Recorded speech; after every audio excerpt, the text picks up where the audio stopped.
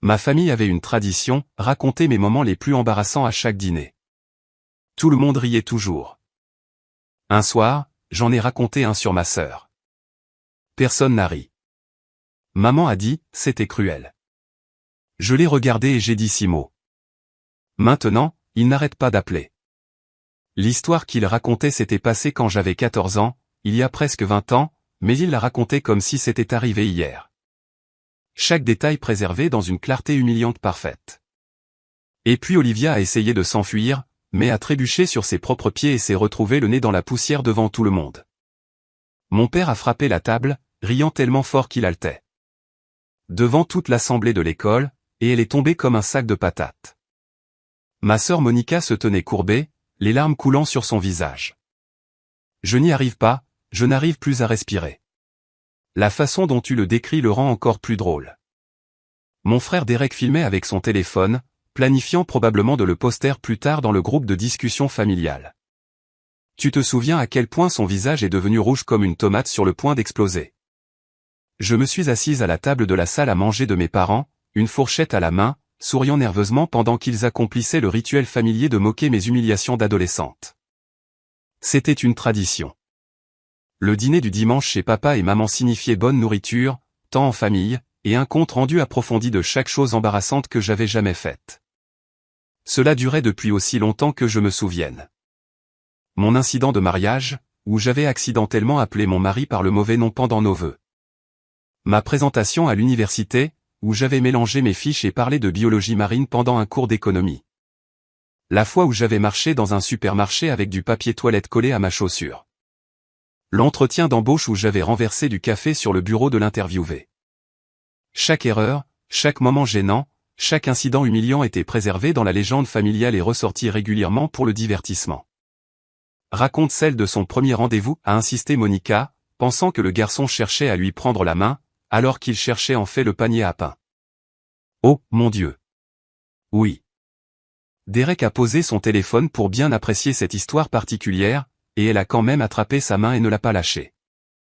Ma mère s'est lancée dans le récit avec une aisance rodée, soulignant tous les points clés, mettant l'accent sur les parties les plus mortifiantes. Tout le monde a ri.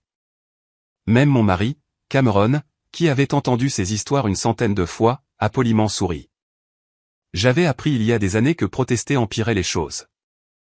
Demander d'arrêter me transformait en quelqu'un qui ne savait pas rire de soi. S'énerver signifiait que j'étais trop sensible. Alors, je souriais, je supportais et je mangeais mon rôti de bœuf pendant qu'il se divertissait avec mon humiliation.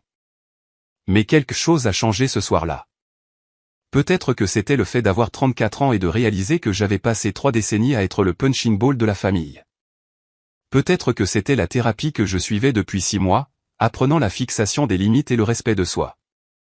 Peut-être que j'étais simplement fatigué. Vous savez ce que j'ai dit pendant une accalmie dans les rires? J'ai une histoire drôle sur Monica. La table est devenue silencieuse. Le sourire de Monica s'est figé sur son visage. C'est de sa fête de célibataire, ai-je continué, gardant mon ton léger et conversationnel, égalant l'énergie qu'ils avaient utilisée pour mes histoires. Tu te souviens quand elle s'est saoulée et que... Attention, a dit ma mère d'une voix vive. Je l'ai ignorée et elle a commencé à pleurer en disant qu'elle n'était pas sûre de vouloir épouser Brad. Et puis elle a appelé son ex et lui a dit qu'elle avait fait une énorme erreur. Le visage de Monica est devenu pâle. C'était privé. Vraiment? Parce que tu as raconté cette histoire sur mes vœux de mariage à littéralement tout le monde. Tu sais, tu en as posté sur Facebook. C'était différent. Comment était-ce différent? Monica s'est tournée vers notre mère pour obtenir du soutien. Maman, fais-la arrêter. Ma mère a posé son verre de vin avec un calme délibéré. Olivia, c'était cruel. Monica t'a fait confiance avec cette information. Ce que tu fais, c'est trahir sa confiance. J'ai regardé ma mère, la femme qui avait passé 34 ans à trouver de nouvelles façons de m'embarrasser lors des réunions de famille, qui avait raconté à des inconnus mes années d'adolescente gênantes, qui avait partagé des histoires sur mes échecs à chaque fête. Anniversaire et dîner du dimanche décontracté. Alors pourquoi est-ce que c'est acceptable quand c'est vous qui le faites à moi? C'est complètement différent. Tes histoires sont drôles. Ce que tu viens de raconter sur Monica était profondément personnel et blessant. Mes histoires sont aussi profondément personnelles. L'erreur des vœux de mariage. J'étais mortifié. Je le suis toujours. Mais vous la racontez comme une routine comique. Mon père est intervenu, essayant de rétablir la paix. Chérie, tu sais que nous ne le pensons pas. On s'amuse juste. À mes dépens. Toujours à mes dépens. Tu es trop sensible. Derek a dit que nous taquinons tout le monde. Est-ce que vous le faites? Parce que je viens à ces dîners depuis 34 ans et je peux compter sur les doigts d'une main le nombre de fois où quelqu'un a raconté une histoire embarrassante sur quelqu'un d'autre que moi. Ce n'est pas vrai. Monica a commencé. Absolument vrai. Quand est-ce que quelqu'un a raconté une histoire humiliante sur toi? Sur Derek? Sur papa? Vous ne le faites pas parce que vous savez que cela les blesserait, mais d'une manière ou d'une autre, c'est bien quand la cible c'est moi. La table était devenue complètement silencieuse. Cameron me regardait avec une expression que je ne pouvais pas déchiffrer. Ma famille semblait, selon les cas, choquée, sur la défensive, et mal à l'aise. Je pense que tu en fais une montagne, a dit ma mère finalement. Nous sommes une famille. Nous plaisantons. Si tu ne peux pas supporter un peu de taquinerie, tu es peut-être trop sensible. Quelque chose en moi a craqué. J'ai regardé directement ma mère et j'ai dit 6 mots. Alors je ne reviendrai plus. Je me suis levé, laissant mon assiette à moitié pleine. Cameron, es-tu prêt à partir? Il était déjà debout, prenant sa veste. Absolument. Olivia, assieds-toi. La voix de mon père avait une pointe d'autorité qui fonctionnait probablement quand j'avais 8 ans. À 34 ans, cela sonnait juste désespéré. Tu exagères. Nous n'allons pas changer des décennies de tradition familiale parce que tu ne peux pas supporter une blague soudainement. Alors je suppose que nous en avons terminé ici. Je me suis dirigé vers la porte. Ma famille est restée figée à table, visiblement incrédule que je parte réellement. C'est ridicule. Tu vas jeter notre famille pour une histoire, a appelé Monica après moi. Je ne jette rien. C'est vous tous qui avez jeté ma dignité chaque dimanche pendant 34 ans.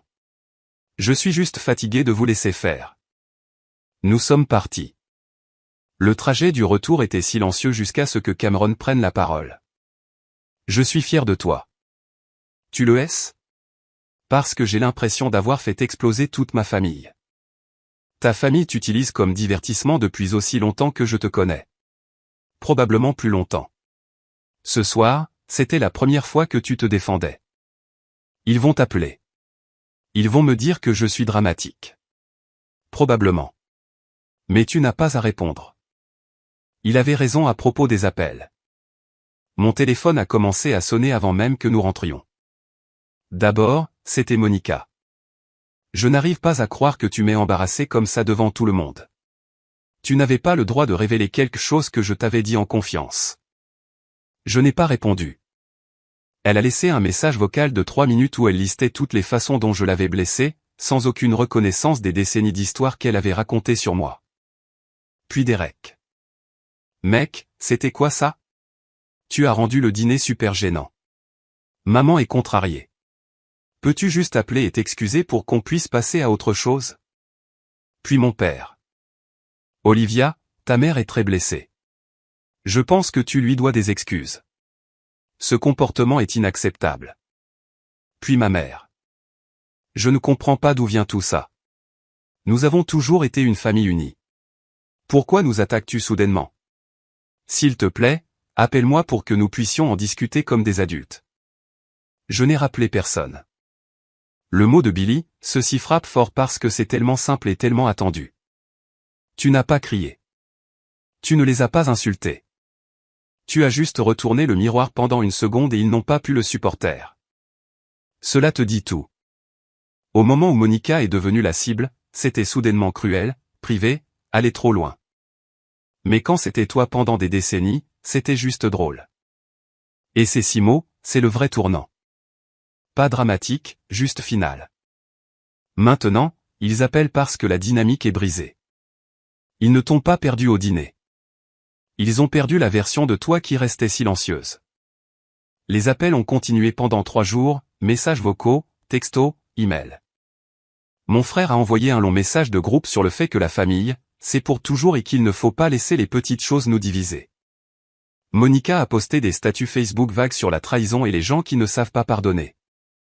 Ma mère a envoyé un email listant chaque chose gentille qu'elle avait jamais faite pour moi, concluant par « Et c'est ainsi que tu me rembourses ». Aucune d'entre elles ne s'est excusée. Aucune d'elles n'a reconnu qu'elle m'avait peut-être traité de manière incorrecte. Tout tournait autour de la façon dont je les avais blessés, de la façon dont je détruisais la famille, de la façon dont je devais me ressaisir et revenir.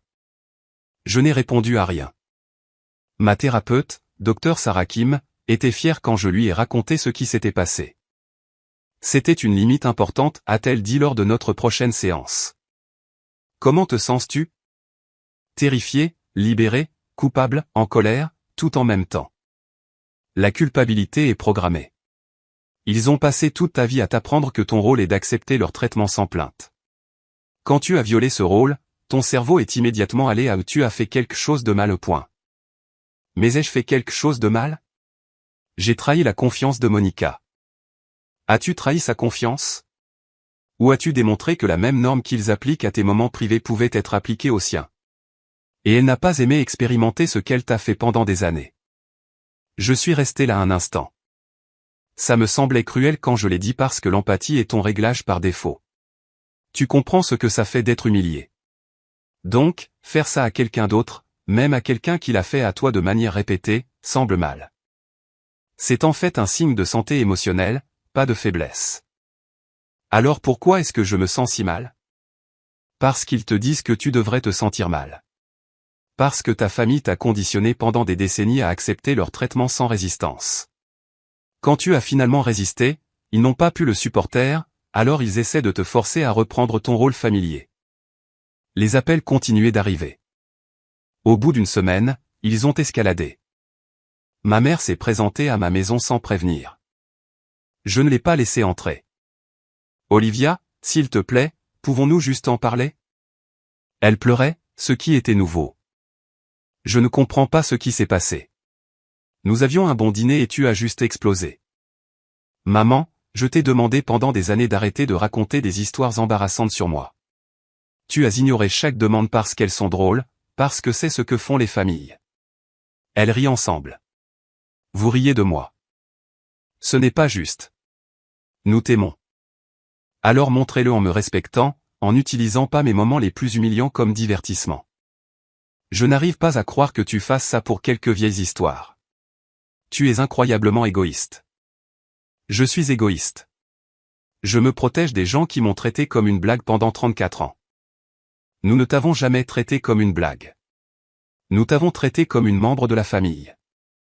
Alors votre définition de famille est différente de la mienne. Elle est partie en pleurant. Je me sentais mal, mais aussi lucide. Cameron m'a tenu pendant que je pleurais, me rassurant sur le fait que j'avais fait la bonne chose.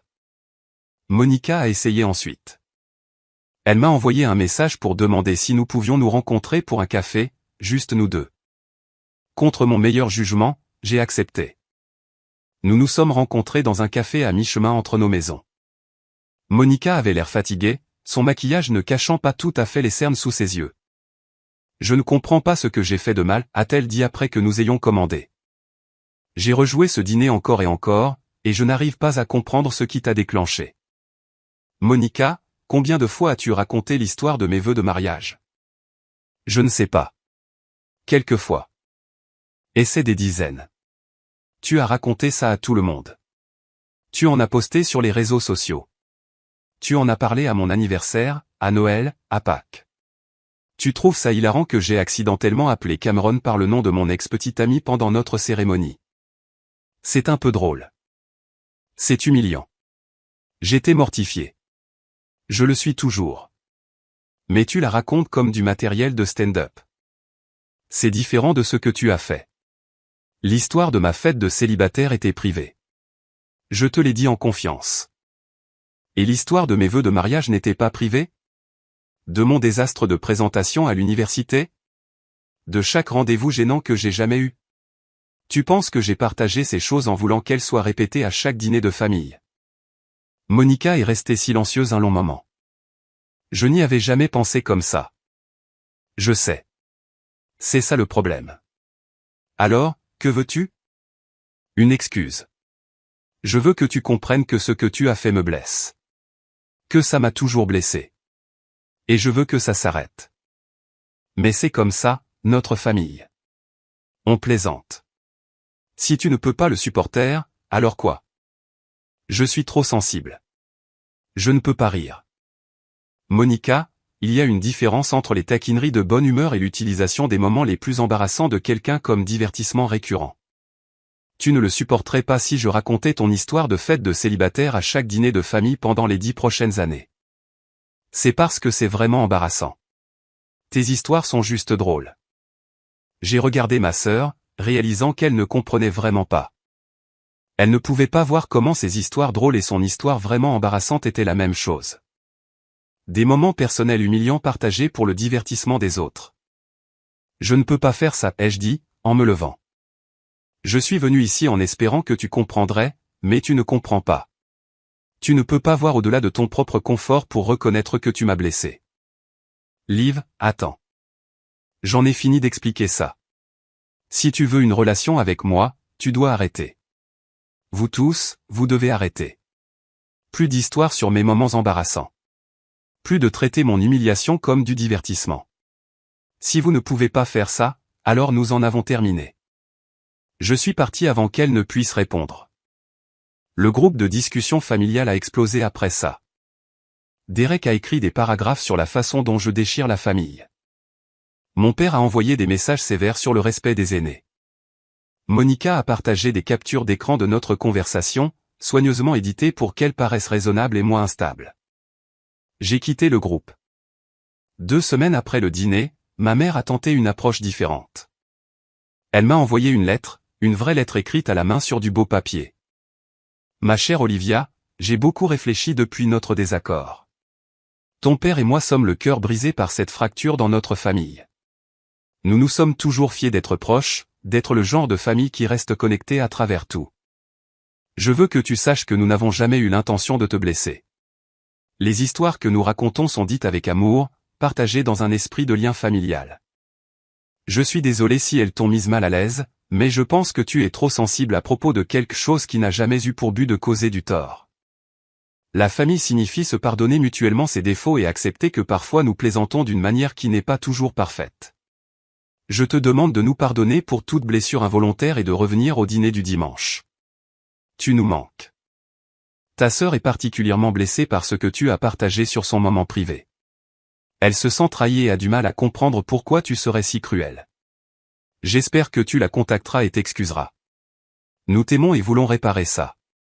S'il te plaît, appelle-moi. Amour, maman. J'ai lu la lettre 3 fois.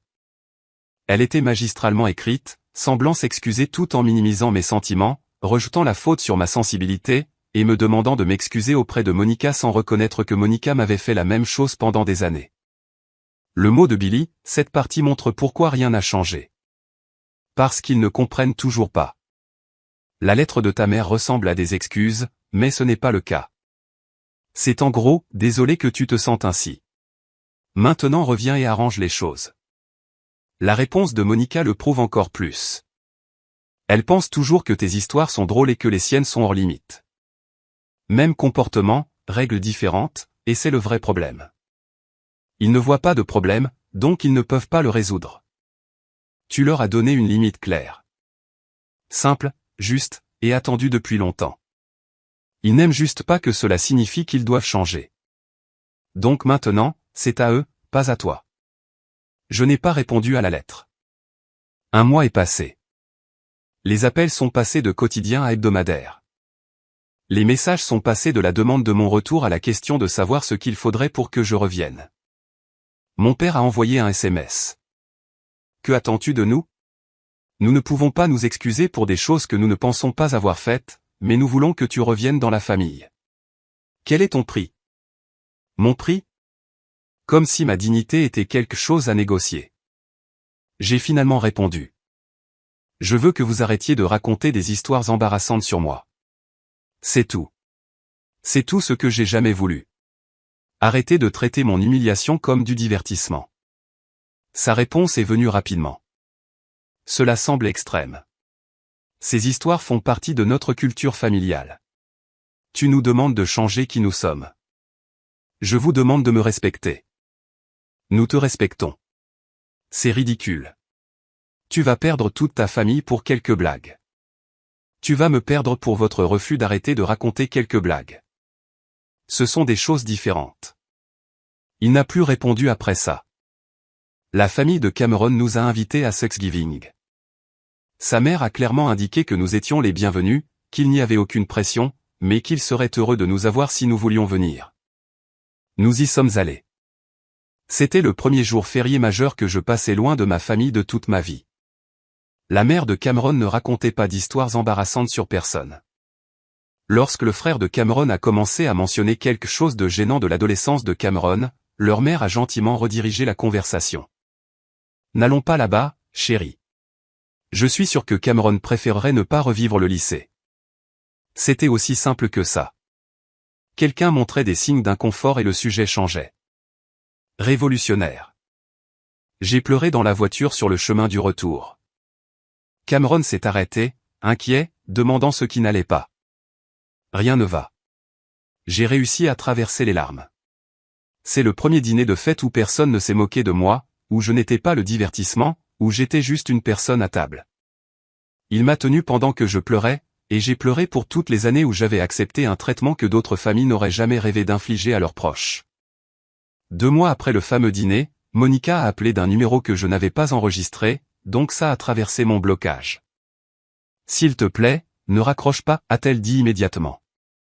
J'ai besoin de dire quelque chose. J'ai attendu. J'ai parlé à Brad de ce qui s'est passé, toute l'histoire de la fête de célibataire et du dîner de famille et tout. Elle a marqué une pause. Il m'a demandé comment je me sentirais si quelqu'un racontait cette histoire sur moi à chaque réunion de famille pour le reste de ma vie. Et j'ai dit, je le détesterais. Et puis il m'a demandé pourquoi je pensais que c'était acceptable de te faire ça. Je suis restée silencieuse, la laissant travailler à travers ça. Je n'ai pas de bonne réponse. J'y pense depuis des semaines et je n'ai pas de bonne réponse. On faisait juste ça. C'était normal. Tu étais toujours d'accord avec ça. Je n'ai jamais été d'accord. Je ne savais juste pas comment vous faire arrêter. Je suis désolé. Sa voix s'est brisée. Je suis vraiment désolé, Liv. Je n'ai pas pensé à ce que ça faisait de ton côté. Je ne voulais pas y penser parce que sinon je devrais admettre que nous étions horribles avec toi. C'était la première vraie excuse que j'avais reçue de quelqu'un de ma famille. Merci, ai-je dit doucement. Puis-je demander, est-ce que tu reviens? Je ne sais pas. Cela dépend si les choses changent réellement. À quoi ressemblerait un changement? Plus d'histoires sur mes moments embarrassants. Plus de traiter mon humiliation comme du divertissement. Respecter mes limites quand je dis que quelque chose me met mal à l'aise. Cela semble raisonnable. Mais maman et papa ne vont pas changer. Tu le sais, n'est-ce pas? Ils pensent que tu es ridicule. Alors je ne les verrai pas. Et moi et Derek? Pouvons-nous avoir une relation séparée d'eux? J'ai réfléchi. Peut-être si vous pouvez réellement changer la façon dont vous me traitez, mais Monica, si tu retombes dans les anciens schémas, j'en aurai fini. Je ne vais pas continuer à expliquer pourquoi ça fait mal. Je comprends. J'essaierai. Je vais vraiment essayer. Nous avons parlé pendant encore 30 minutes. Ce n'était pas une réconciliation complète, mais c'était un début. La première fissure dans le mur que ma famille m'avait forcé à construire. Derek a appelé une semaine plus tard, moins excusé, mais au moins reconnaissant qu'ils étaient peut-être allés trop loin. Je pense toujours que tu es un peu dramatique, mais si ça t'a vraiment autant dérangé, je suppose qu'on peut calmer les histoires. Ce n'était pas grand-chose, mais c'était quelque chose. Mes parents ne se sont jamais excusés. Ils envoyaient des messages occasionnels sur leur manque, leur douleur, sur ma ténacité et mon besoin de me ressaisir. Mais ils n'ont jamais reconnu que leur comportement avait été mauvais. 6 mois après le dîner, ma mère a envoyé un SMS. Les dîners du dimanche ne sont pas les mêmes sans toi. Nous serions heureux de t'avoir de retour. S'il te plaît, viens ce week-end. Nous promettons de bien nous comporter. Se bien comporter n'était pas la même chose que changer. Ce n'était pas une reconnaissance d'erreur ou un engagement à me traiter différemment. C'était une promesse de modifier temporairement leur comportement pour me faire revenir. Sans intention de changement permanent, je n'y suis pas allé. Monica et moi avons commencé à avoir des cafés mensuels, juste toutes les deux. Elle a fait quelques faux pas, commençant à raconter une vieille histoire avant de se reprendre. Désolé. Désolé. Autre sujet. Comment va le travail? C'était un progrès. Imparfait, mais sincère. Derek et moi textions occasionnellement. Des choses superficielles. Rien de profond. Il ne comprenait toujours pas vraiment pourquoi j'avais coupé les ponts avec nos parents, mais il avait arrêté d'essayer de me convaincre de me réconcilier. 1 an après le dîner, mon père a eu un problème de santé. Rien de potentiellement mortel, mais assez grave pour que tout le monde se rassemble. Monica m'a appelé en pleurant, me demandant si j'irais à l'hôpital. Je suis allé pour mes frères et sœurs, pas pour mes parents. Mon père avait l'air petit dans le lit d'hôpital, plus âgé que je ne l'avais jamais vu. Ma mère était assise à côté de lui, le visage marqué par l'inquiétude. Olivia, a dit mon père en me voyant. Tu es venu. Monica a dit que tu étais malade. Je vais bien. Juste donner une alerte à tout le monde. Il a souri faiblement. C'est stupide, n'est-ce pas? Nous tous séparés à cause de quelques histoires. Ce n'est pas stupide pour moi. Je sais que tu penses que nous t'avons maltraité. Je ne suis pas d'accord, mais je sais que tu le penses. Et la vie est trop courte pour passer son temps à être en colère les uns contre les autres. Je ne suis pas en colère. Je me protège juste. De ta propre famille, des gens qui ne me respecteront pas. Ma mère a pris la parole. Nous t'avons toujours respecté. Nous t'aimons. Nous voulons que tu reviennes dans nos vies. Alors arrêtez de raconter des histoires embarrassantes sur moi. C'est tout ce que j'ai jamais demandé. Ils ont échangé un regard. Une conversation silencieuse passait entre eux. D'accord, a dit mon père finalement. Si c'est ce qu'il faut, nous arrêterons les histoires. Le pensez-vous vraiment ou le dites-vous parce que vous êtes à l'hôpital et que vous me voulez ici? Je le pense. Si c'est si important pour toi, nous arrêterons. Je voulais le croire, mais j'avais appris à ne pas faire confiance aux promesses faites en crise qui seraient oubliées une fois que les choses reviendraient à la normale. Je devrais voir un changement réel avant de revenir au dîner du dimanche. Ma mère a eu l'air de vouloir argumenter, mais mon père a posé sa main sur la sienne. C'est juste. Le mot de Billy, cette partie fonctionne parce que c'est enfin un progrès réel, mais pas parfait. L'excuse de Monica. C'est la première fois que quelqu'un comprend vraiment.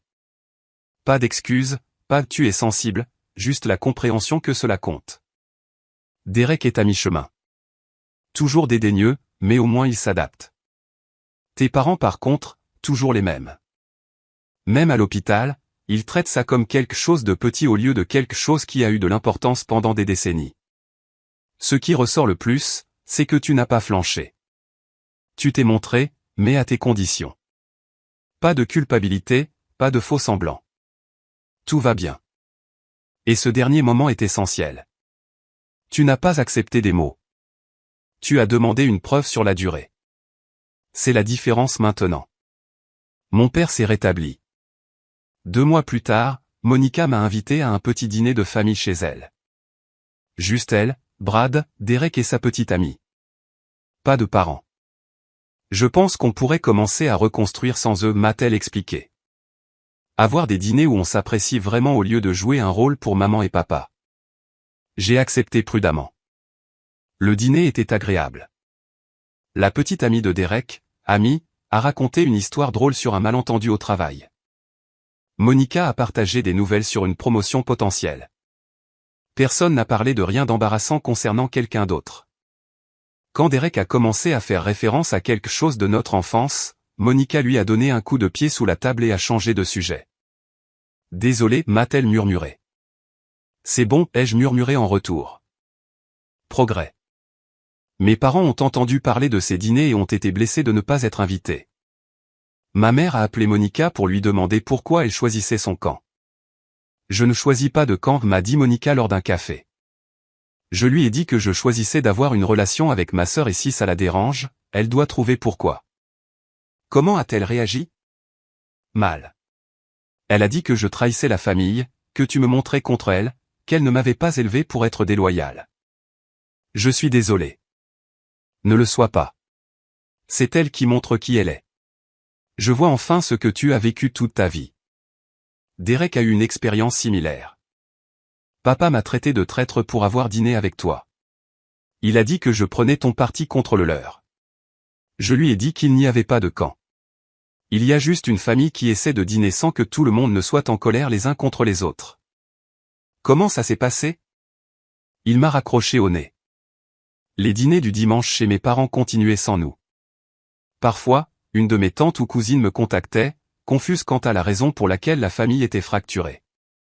La version de ma mère impliquait que j'étais trop sensible et cruel, que je gardais rancune pour des blagues innocentes. Je ne me suis pas donné la peine de corriger le récit. Les gens qui comptaient connaissaient la vérité. 18 mois après le fameux dîner, ma mère m'a appelé directement. J'aimerais t'inviter à déjeuner. Juste nous deux. Pas de programme, pas d'embuscade. Je veux juste parler. J'ai failli dire non, mais quelque chose dans sa voix était différent. Fatigué, peut-être? Résigné. Nous nous sommes rencontrés dans un restaurant à mi-chemin entre nos maisons. Elle avait l'air plus âgée, le stress ajoutant des années à son visage. Merci d'être venu, a-t-elle dit après que nous ayons commandé. Tu as dit que tu voulais parler. Je voulais m'excuser. J'ai attendu, sceptique. J'ai parlé à un thérapeute, mon propre thérapeute, pas en te poussant à en voir un. Elle m'a aidé à comprendre certaines choses sur la façon dont je traite les gens. Elle a marqué une pause, choisissant ses mots avec soin. Tu avais raison à propos des histoires, à propos du traitement de ton embarras comme divertissement. C'était cruel et je suis désolé. Qu'est-ce qui a changé votre esprit? Monica a arrêté de venir au dîner du dimanche. Puis Derek, puis ta cousine a commencé à poser des questions, et ton père et moi étions assis à cette table de salle à manger juste tous les deux, et j'ai réalisé que nous avions chassé tout le monde en refusant d'admettre que nous avions tort. Elle m'a regardé avec des larmes dans les yeux. Tu me manques. Je regrette ma fille. Et j'étais prête à raconter ces stupides histoires chaque semaine au lieu d'admettre que je te blessais. C'était l'excuse que je voulais depuis des années, mais j'avais appris à être prudente. Merci de dire ça, mais j'ai besoin de voir un vrai changement, pas juste des mots. Je sais, et je ne te demande pas de revenir tout de suite ou de me faire confiance immédiatement. Je te demande juste une chance de prouver que je peux faire mieux. Nous avons parlé pendant 2 heures. Vraiment parlé. Pas juste elle qui donnait des leçons pendant que j'écoutais. Elle m'a raconté son enfance, une culture familiale où les moqueries étaient de l'amour et la sensibilité de la faiblesse. Elle m'a parlé de sa mère, ma grand-mère, qui lui avait fait la même chose. Cela ne l'excuse pas, a-t-elle dit, mais cela l'explique. J'ai appris que c'était normal, que c'était comme ça que les familles montraient leur affection. Mais quand je t'ai dit que ça blessait, tu aurais pu changer. J'aurais dû. Tu as raison. J'ai choisi de protéger la tradition plutôt que de te protéger, et c'était mal. Je suis sorti de ce déjeuner avec un espoir prudent mais gardé. Les mots étaient faciles. Le changement de comportement était difficile. Ma mère s'est prouvée lentement. Elle m'a invité à prendre un café une fois par mois. Sans pression. Elle envoyait des SMS demandant des nouvelles de ma vie sans évoquer le passé. Quand Monica a mentionné quelque chose de notre enfance, ma mère a redirigé la conversation au lieu d'encourager l'histoire. Après 6 mois de comportement constamment changé, j'ai accepté d'assister à un dîner du dimanche. C'était gênant. Mon père était raide et formel, visiblement mal à l'aise avec la nouvelle dynamique. Ma mère surveillait chaque conversation, s'assurant que personne ne dérive vers les anciens schémas. Monica et Derek étaient prudents, hyper conscients des potentielles mines. Personne n'a raconté d'histoires embarrassantes sur qui que ce soit. Quand mon père a commencé à mentionner quelque chose de mon adolescence, ma mère lui a touché le bras et a légèrement secoué la tête. Il s'est arrêté en plein milieu de la phrase, a eu l'air confus, puis a changé de sujet. Ce n'était pas parfait. Ce n'était pas confortable, mais c'était différent. Comment c'était, a demandé Cameron quand nous sommes rentrés. Bizarre, mais bien. Personne ne s'est moqué de moi. C'est le minimum. Personne ne m'a activement humilié. Pour ma famille, c'est un progrès. Nous avons assisté au dîner du dimanche sporadiquement par la suite. Une fois par mois, parfois moins. Je ne me suis jamais complètement détendu, attendant toujours que quelqu'un retombe dans les anciens schémas. Parfois, il le faisait. Derek commençait une histoire avant de se reprendre. Monica faisait une blague avant de se souvenir, mais il se rattrapait, s'excusait, passait à autre chose. 2 ans après le dîner tristement célèbre, nous étions à un dîner du dimanche lorsque mon père a raconté une histoire sur lui-même, sur une présentation d'entreprise qui avait très mal tourné, où il avait accidentellement insulté un client important. Tout le monde a ri, y compris lui. C'était drôle parce qu'il riait de lui-même, pas qu'on riait de lui. Tu vois, a-t-il dit quand les rires se sont calmés, c'est comme ça qu'on raconte une histoire drôle sur l'embarras. On raconte la sienne, pas celle de quelqu'un d'autre. C'était la chose la plus proche qu'il ait faite d'admettre ce qu'il avait fait de mal. Après le dîner, ma mère m'a prise à part. Merci de nous avoir donné une autre chance. Je sais que ce n'était pas facile. Ce n'était pas le cas, mais je suis contente de l'avoir fait. Tu avais raison de partir ce soir-là pour dire ces 6 mots. Nous avions besoin de l'entendre, même si nous n'étions pas prêts à écouter. Qu'est-ce qui a changé? Qu'est-ce qui t'a fait vraiment écouter? Perdre toi. Voir Monica et Derek s'éloigner aussi. Réaliser que notre fierté et notre entêtement détruisaient notre famille, elle m'a serré la main. Tu m'as appris qu'aimer quelqu'un, c'est le respecter, même quand c'est inconfortable, même quand cela signifie changer. Les appels ont cessé d'être des messages vocaux désespérés et sont devenus des conversations familiales normales. Les messages ont cessé d'être des chasses à la culpabilité et sont devenus de véritables prises de contact. La relation ne serait jamais ce qu'elle était avant. Je ne leur ferai jamais plus entièrement confiance comme avant, apprenant à fixer des limites, mais c'était mieux, plus sain, construit sur un respect réel au lieu d'une tolérance attendue. Ma sœur Monica est devenue ma parente la plus proche. Nos cafés se sont transformés en une véritable amitié, des conversations honnêtes sur notre enfance, et comment nous avions toutes les deux été endommagées par différents aspects de notre dynamique familiale. J'étais l'enfant doré, a-t-elle admis une fois. Mais cela comportait sa propre pression. Je devais être parfaite. Tu devais être la ratée pour que je puisse paraître bien par comparaison. Je n'avais jamais pensé à ça comme ça. Moi non plus, jusqu'à ce que je commence vraiment à y penser. Nous étions toutes les deux utilisées, juste de différentes manières. Derek a mis plus de temps à se retourner. Il avait été le plus jeune, le plus protégé de la dysfonction, mais il a fini par le voir aussi. La façon dont nos parents manipulaient, la façon dont ils utilisaient la honte et l'embarras comme contrôle. Je suis désolé de ne pas m'être défendu pour toi, a-t-il dit lors d'un de nos dîners entre frères et sœurs. Toutes ces années, toutes ces histoires. J'ai juste ri avec eux parce que tout le monde riait. Je ne te blâme pas. Tu faisais ce que nous avions tous appris à faire. Quand même, j'aurais dû être meilleur. La famille a survécu, mais elle était différente. L'ancienne tradition est morte cette nuit-là. J'ai quitté le dîner du dimanche.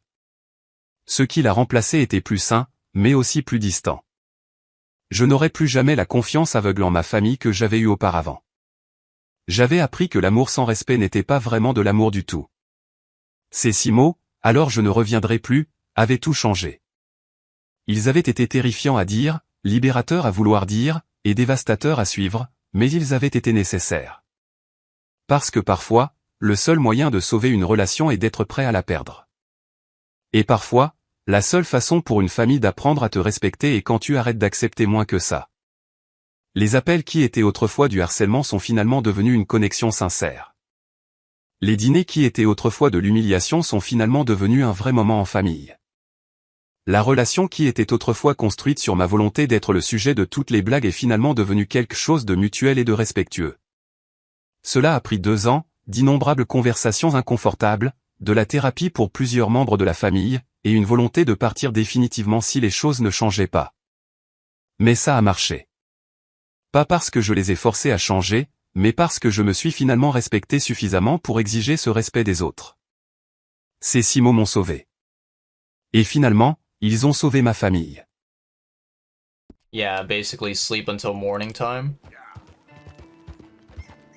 So I need to find a place to set up a camp around here.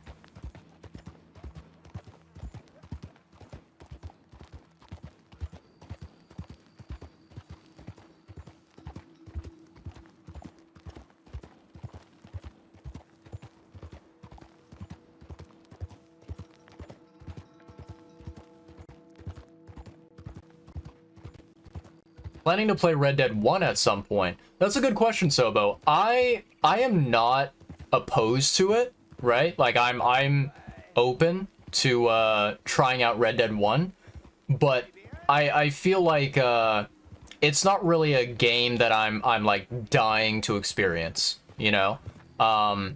Very likely I will wait and see if that game ever, you know, goes on sale for a sizable discount. And if it ends up being a good price that I can buy it for, then I'll probably grab it and I'll experience it myself.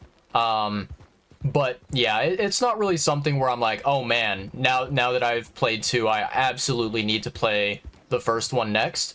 It's kind of a thing where, like, if it happens, it happens. But if not, I have plenty of other games that I can enjoy in the meantime. You know, my Steam library is full of other other adventures that I have not yet kind of dived into, right?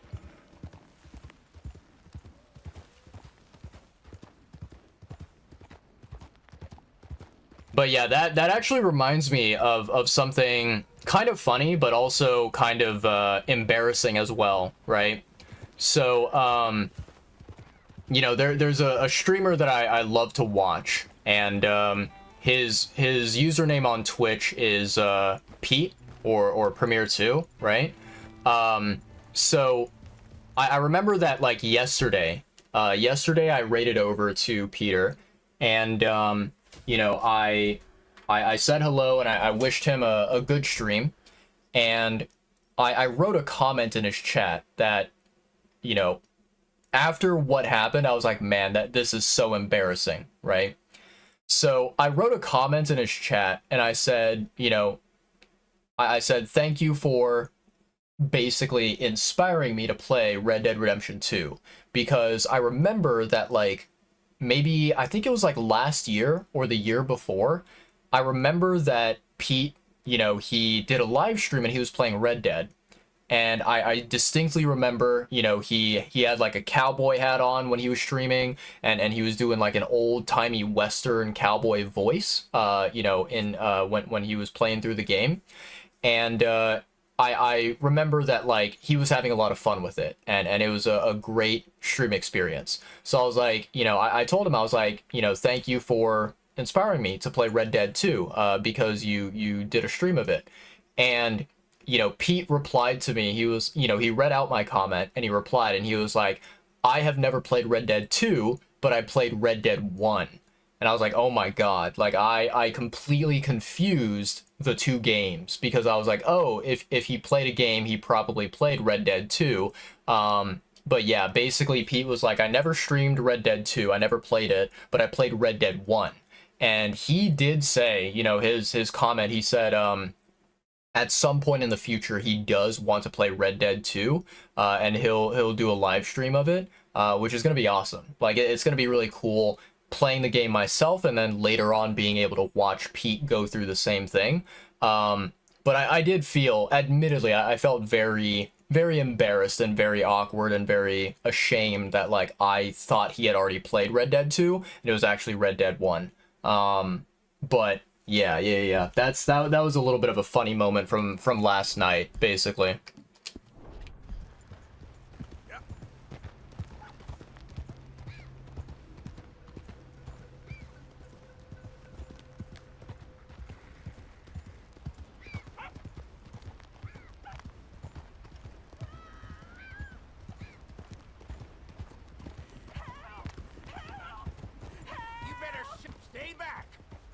What is this guy doing? Here's a private affair. Help me!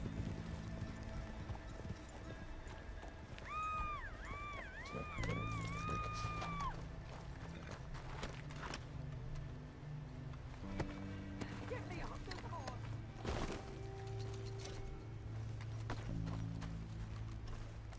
Come here, bud.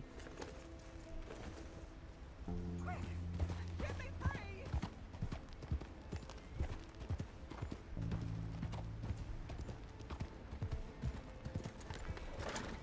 Help me off this goddamn horse! You'll be fine. You'll be fine. Put me down now. Please, cut me free.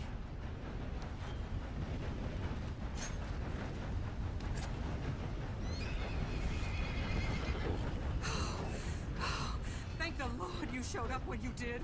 Oh, the things he said he'd do to me. It's all right, ma'am. It's over now. Thank you. Again. Easy now. Hey, easy now. Well, good luck, ma'am. Have a fun time. Going wherever it is you're going. Boy, nice folks around here. You okay, boy? Yep. Okay. Well, we did a good deed, Chad. We got a little bit of some honor from doing that. We saved this poor woman.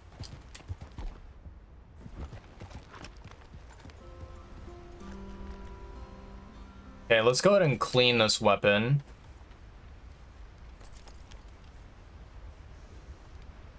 Beautiful.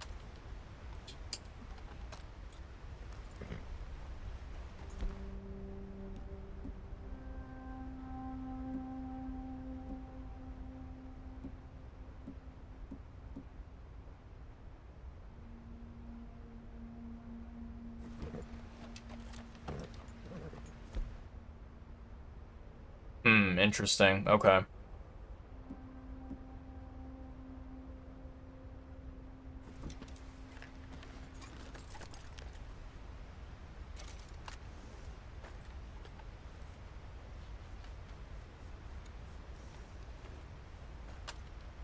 Beautiful.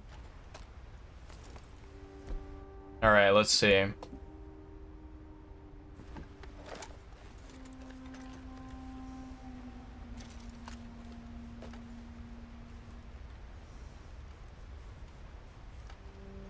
Lovely. Always remember to clean your weapons, chat. Take good care of them.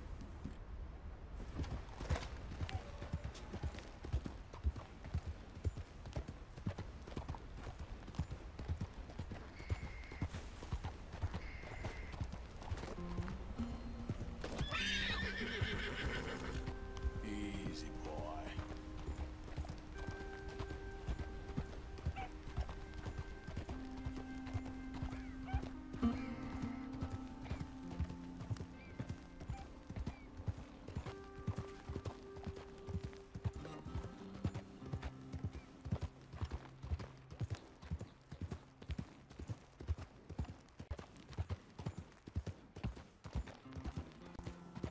Yo, what's going on, Coco? Welcome on in. Hope you're doing well. How have you been? How was your Tuesday or your Monday?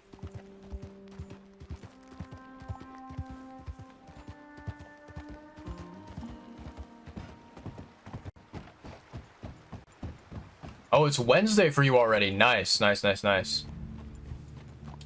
Yeah, how have you been? How's life been for you?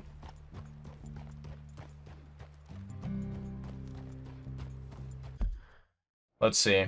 Ooh, we're getting pretty close here. Okay, okay. I wonder, do I need to stay out here if I want to set up a camp? Or can I set up a camp nearby here?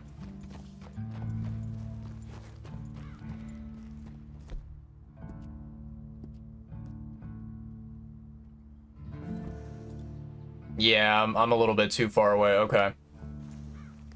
Or not too far away. I'm actually too close.